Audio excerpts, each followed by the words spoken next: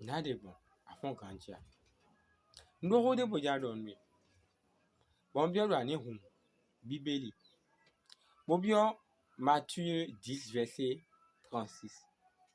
Et l'homme aura pour ennemi les gens de sa maison. Nous font bien, pour maintenant, nous les n'avons pas qu'un temps maintenant. Nous vivons qu'un temps tu es, et nous devons. À quoi tu es? Mamba, les organes, qu'un temps tu es des les organes, mais la quoi tu es qu'un temps tu es. Il y a nous courir, bon jawa hari, bon nous pour hari. Aïe vomé de hari. Yo kutu ba we. Yo rentu ba we. Ye ba do ni ran ba ni man pe wo na vite kwa si te ko. Ye ba na ko we bo na jra we. Bo ka bo